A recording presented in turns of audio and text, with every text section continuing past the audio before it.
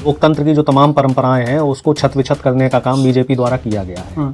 BJP ने लोकतंत्र को पूरी तरीके से ध्वस्त करने का काम किया है। जब तमाम तरह की शिकायतें, इस तरह की शिकायतें आती हैं, संसद में तमाम मुद्दों पे चर्चा होनी होती है, तमाम मुद्दे संसद में रखे जाते हैं, तो उनको साफ तौर पे अनदेखा किया जाता है। जैसे वोट चोरी के मुद्दे में जो इनके राज्यसभा सांसद हैं राकेश सिन्हा, उन्होंने दिल्ली में भी वोट डाला, बिहार में भी डाला, और एक बड़ा संगीन और संजीदा मुद्दा था, लेकिन उसको तवज्जो नहीं दी गई। और ऐसे तमाम बीजेपी के नेताओं के फोटो मिले हैं जो 2 या 3 चुनाव में वोट डाल चुके हैं। तो ऐसे सवालात जब आप बीजेपी से करते हैं तो उसके जवाब देना बीजेपी उचित नहीं मानती है। इसके अलावा और भी अभी प्रदूषण का मुद्दा चल रहा है, जैसे पॉल्यूशन को लेकर सवाल किया गया संसद में, तो उसको लेकर अब जो प्रधानमंत्री है वो ये तंज कस रहे हैं कि विपक्ष को राजनीति नहीं करनी आती है, मुझसे वो क्लास ले लें। ड्रामा करती है, ड्रामा करता है, कुछ नहीं करती। विपक्ष ड्रामा कर रहा है, विपक्ष जो है वो राजनीति का मजाक उड़ा रहा है, जबकि राजनीति का जो मजाक है और मखौल है वो बीजेपी द्वारा ही उड़ाया जा रहा है।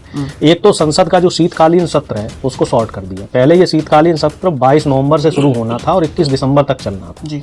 इसको शॉर्ट करके इन्होंने 1 दिसंबर से 19 दिसंबर यानी कि 2 हफ्ते का जो कार्यवाही है उसको कम कर दिया। और उसमें भी अभी आपने देखा कि पूरे पहले सप्ताह की जो कार्यवाही रही उसमें जो तमाम मुद्दों पर जो चर्चा होनी थी वो चर्चा अंदर पुतिन आए हुए हैं, राहुल गांधी रूठ गए, कह रहे मुझसे मिलने नहीं दिया जा रहा। ये क्या बच्चों वाली हरकतें हैं, कह रहे कांग्रेस वो भाजपा वाले।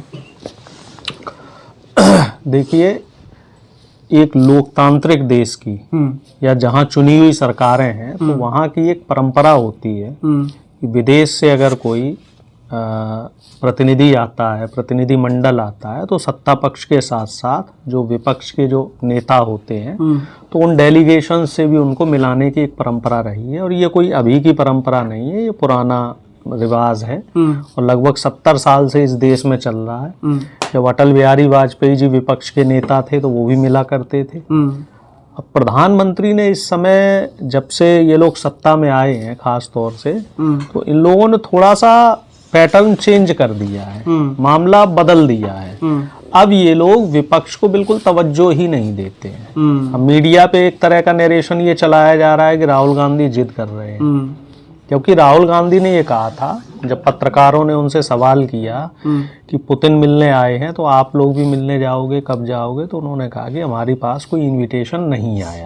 यही खड़गे जी ने कहा कि हमारे पास कोई इनविटेशन नहीं आया है। अब शशि थरूर जी को बुलाया है तो वो देखिए उनका ये कहना है कि ये विदेशी मामलों की जो एक समिति संसद की है उसके अध्यक्ष हैं, इस वजह से थरूर साहब को बुला लिया है, लेकिन नेता विपक्ष को नहीं बुलाया गया है। तो ये भी एक तरह की अलग पैटर्न की राजनीति नहीं है। देते हैं, क्या लगता है, या काबिल नहीं है राहुल गांधी मिलने के, क्या है इसका मतलब? वो सब चीजें सब जनता को पता है, पूरा देश जानता है कि पिछले 11 साल में लोकतंत्र की जो तमाम परंपराएं हैं उसको छत विछत करने का काम बीजेपी द्वारा किया गया है।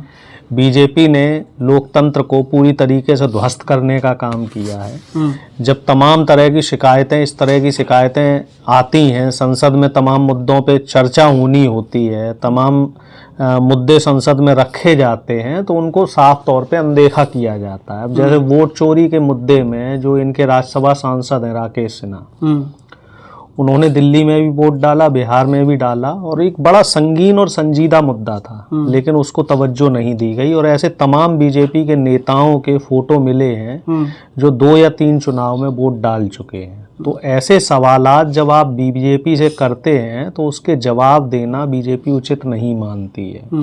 इसके अलावा और भी अभी प्रदूषण का मुद्दा चल रहा है, जैसे पॉल्यूशन को लेके सवाल किया गया संसद में, तो उसको लेके अब जो प्रधानमंत्री है वो ये तंज कस रहे हैं कि विपक्ष को राजनीति नहीं करनी आती है, मुझसे वो क्लास ले लें। ड्रामा करती है, ड्रामा करता है, कुछ नहीं करती। विपक्ष ड्रामा कर रहा है, विपक्ष जो है वो राजनीति का मजाक उड़ा रहा है, जबकि राजनीति का जो मजाक है और मखौल है वो बीजेपी द्वारा ही उड़ाया जा रहा है। एक तो संसद का जो शीतकालीन सत्र है उसको शॉर्ट कर दिया। पहले ये शीतकालीन सत्र 22 नवंबर से शुरू होना था और 21 दिसंबर तक चलना था जी। इसको शॉर्ट करके इन्होंने 1 दिसंबर से 19 दिसंबर यानी कि 2 हफ्ते का जो कार्यवाही है उसको कम कर दिया। और उसमें भी अभी आपने देखा कि पूरे पहले सप्ताह की जो कार्यवाही रही उसमें जो तमाम मुद्दों पे जो चर्चा होनी थी वो चर्चा नहीं हो पाई। कई बार ऐसा हुआ कि कुछ जो इम्पोर्टेंट इश्यूज हैं जिनके लिए टाइमिंग जो दिए जाते हैं समय, एक तो बहुत सारे मसले होते हैं, सभी सांसदों को अपनी बात रखनी होती है, तो उन पे बीजेपी का जो स्टैंड है वो बड़ा ही न्यूट्रल है, बड़ा ही उदासीन है। अब जैसे एक बहुत संजीदा मुद्दा है कि ओबीसी की जो क्रीमी लेयर है उसको 2017 के बाद रिव्यू नहीं किया गया, जबकि इस समय ईडब्ल्यूएस का जो इनकम लिमिट है वो 8 लाख रुपए है और ओबीसी की जो इनकम लिमिट क्रीमी लेयर की वो 6 लाख रुपए की हुई है और उसको हर 3 साल में रिव्यू करना होता है। अब पिछले 8 साल से सरकार ने इसे रिव्यू नहीं किया और इस वजह से क्या हो रहा है कि जो तमाम आरक्षित पद हैं जिसमें ओबीसी की सीट्स निकलती हैं तो उनके जो बेनिफिट पिछड़ी जाति के जो विद्यार्थियों को मिलना चाहिए वो बेनिफिट नहीं मिल पा रहे हैं। और इसके अलावा जो आरक्षित पदों को लेके, जो नियुक्तियों को लेके मेरिट जो आ रही है तो उसमें भी बहुत ज़्यादा धांधली देखने को मिली है कि ईडब्ल्यूएस के पद ज़्यादा निकल रहे हैं, पिछड़ी जातियों के पद कम निकल रहे हैं। इसको लेके भी तमाम जो संसद पे तमाम सांसदों ने सवाल किए हैं तो उसका भी बीजेपी ने कोई सही से जवाब नहीं दिया। इसी में एक मुद्दा और मैं कह रहा हूँ, अभी जैसे दलितों के लिए छात्रवृत्ति का मुद्दा है, उसको लेके सेंटर ने 20,000 करोड़ रुपए का बजट पास कर रखा है, लेकिन अब देखिए दुर्भाग्य की बात है कि जो दलित छात्रवृत्ति है उसके लिए इनकम की लिमिट 2.5 लाख रुपए सालाना रखी है। वहीं आप ईडब्ल्यूएस की इनकम की लिमिट देखो 8 लाख रुपए है। तो उससे क्या हो रहा है कि जो दलित छात्रवृत्ति जो दलितों को मिलनी चाहिए वो छात्रवृत्ति का लाभ नहीं मिल पा रहा है और वो जो सरकारी फंड है वो यूज नहीं हो पा रहा है। तो कुल मिला जुला के जो सरकार की पॉलिसीज है, जो देश की 90% आबादी है, उसको लेके इनका ढुलमुल रवैया है। अभी देखो एक बहुत बड़ा इशू चल रहा है इंडिगो को लेके, तो उसमें भी सरकार ने कोई बहुत अच्छा कदम नहीं लिया। एक तरीके से एक एयरलाइंस की 63% के अराउंड मोटे मोटे तौर पे मोनोपोली वहाँ देखने को मिली है।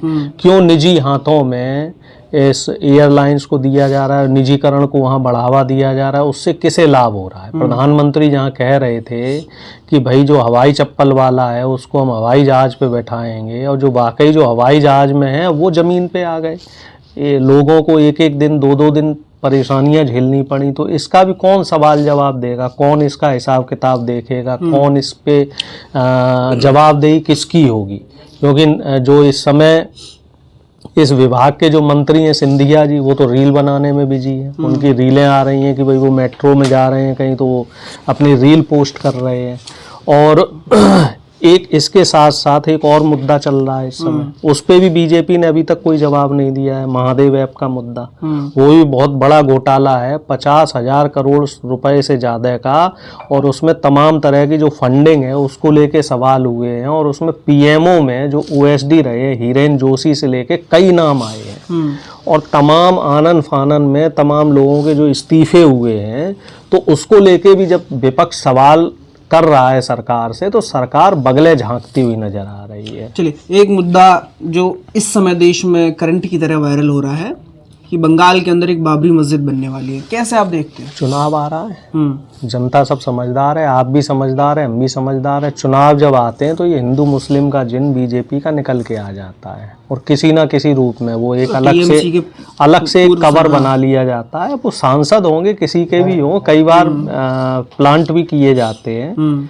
कई बार ऐसा होता है कि सिस्टम को हाईजैक करने के लिए किसी एक व्यक्ति को सुपारी दे दी जाती है कि हाँ भाई तुम ऐसा कर लो, तुम वैसा कर लो।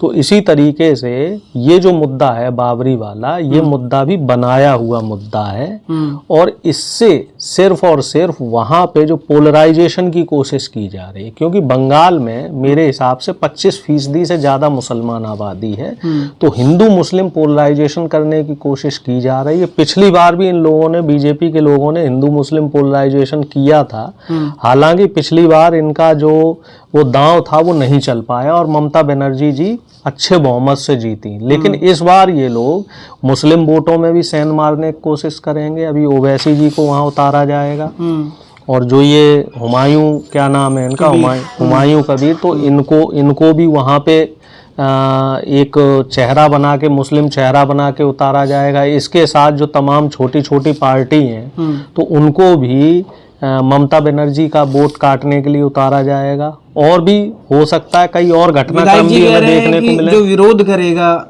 इस चीज का उसे मैं नहर में गंगे में फिरवा दूंगा, मतलब इस तरीके से वो इस तरह की बयानबाजियां दी जाएंगी और इस तरह के बयान दिए जाएंगे। और मस्जिद जहां बननी थी वो कोर्ट के जरिए बने, ये भी एक चर्चा का विषय है, इस पे भी चर्चा होनी चाहिए, लेकिन वो चर्चा का जो प्रारूप है वो अलग होना चाहिए। इस तरह के बयान, पॉलिटिकल बयान नहीं आने चाहिए, स्टंटबाजी नहीं होनी चाहिए। बाबा रामदेव हो, राजनाथ सिंह जी हो, सबको बाबर याद आ रहे हैं, बाबर के बारे में चुनाव आ रहे हैं। अच्छा, चुनाव आते ही सबको बाबर, हुमायूं, औरंगजेब, अकबर सब याद आ जाते हैं और चुनाव खत्म होते ही ये सब लोग गायब हो जाते हैं। ये सारे चुनावी पैतरे हैं। अगर वाकई इन लोगों की नीयत साफ है और इनके मंसूबे नेक हैं तो जो गरीब मुसलमान है इस देश में तो उसकी बेहतरी के लिए काम होना चाहिए। अभी भी इस देश की जो 80% से ज़्यादा आबादी है, जिसमें गरीब सवर्ण भी है, मुसलमान भी हैं, दलित और पिछड़े हैं, आदिवासी हैं, तो उन तक बुनियादी सुविधाएं आप नहीं पहुंचा पा रहे हैं। देश को लगभग 80 साल हो रहे हैं आज़ाद हुए और हम लोग देश की 80% आबादी जो मेजोरिटी है देश की, उसको हम मुफ्त राशन देने पे विवश हैं।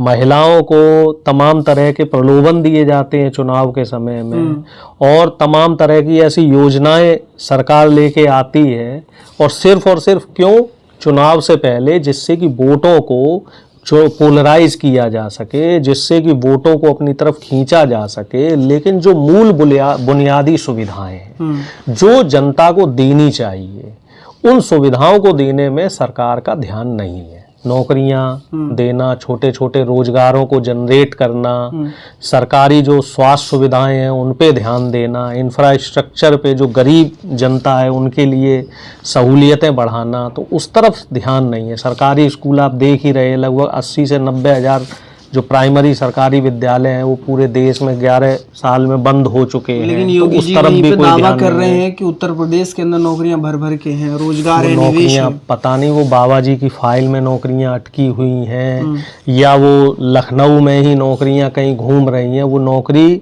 जमीन पे उतर के नहीं आई। लगभग योगी जी को 8 साल का समय हो गया है और मैं समझता हूँ 9 साल होने वाले हैं। वो नौकरियां कहाँ हैं? आखिर वो नौकरियां दिख क्यों नहीं रही हैं? आखिर उत्तर प्रदेश की जो बेरोजगार जनता है वो नौकरियां देखने में सफल क्यों नहीं है? जो उत्तर प्रदेश का बेरोजगार युवा है उसको वो नौकरियां क्यों नहीं दिख रही हैं? क्यों वो धर्म की आड़ में और इस तरह के जो दंगे फसाद हैं इनमें ज़्यादा डाइवर्ट हो रहा है? और जो उत्तर प्रदेश की अगर हम बात करें तो उत्तर प्रदेश में युवा सरकारी नौकरियों की तैयारी कर करके ओवर एज हो चुका है। अब आप देखो शिक्षकों की भर्तियां कब से नहीं निकली, मेरे ख्याल से 5 साल से ज़्यादा का समय हो गया।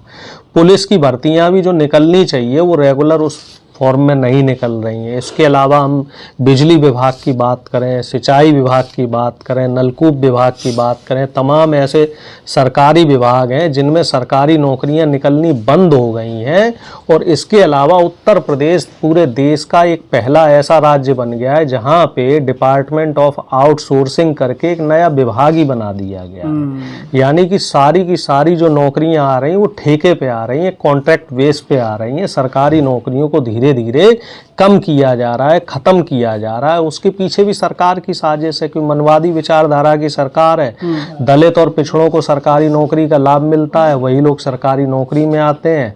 तो जब सरकारी नौकरी नहीं होगी, ठेके पे नौकरी होगी, तो दलित पिछड़े उन नौकरियों में नहीं आ पाएंगे। पिछड़ों के साथ गलत हो रहा है, आप तो कुछ भी आंकड़े देखिए, मेरी बात मत मानिए, आप एनसीआरबी का डाटा उठाइए। दलित महिलाओं पे, दलित युवाओं पे, पिछड़े युवाओं पे, पिछड़ी महिलाओं पे जो शोषण के और अत्याचार के मामले हैं उनमें 35% से ज़्यादा इजाफा हुआ है। अगर उत्तर प्रदेश की बात की जाए तो क्राइम में नंबर 1 हो चुका है, बेरोजगारी में नंबर 1 हो चुका है। इसके अलावा जो सहूलियत एक आम जनता को उत्तर प्रदेश में मिलनी चाहिए, तो वो सहूलियत के हिसाब से भी देखो तो सबसे पिछड़ा हुआ आपको नजर आएगा। एक समय जब यहाँ पे क्षेत्रीय पार्टियों की सरकार हुआ करती थी, बहन जी की सरकार होती थी या समाजवादी पार्टी की सरकार होती थी या पहले 90 के दशक में कांग्रेस की सरकार थी, तो उत्तर प्रदेश तरक्की की राह पकड़ रहा था। लेकिन अब पिछले 9 सालों से जब से बीजेपी की डबल इंजन की सरकार यूपी में आई है, विकास की जो रफ्तार है उत्तर प्रदेश में वो कहीं थमती हुई नजर आ रही है। किसानों की समस्याएं जस की तस वहाँ पे यूपी में है, और अगर हम और भी तमाम चर्चाओं के विषय हैं उन पे चर्चा करने लग जाएंगे तो हम ये देखेंगे कि योगी जी का जो गुड गवर्नेंस मॉडल है वो योगी जी की फाइलों में और लखनऊ तक ही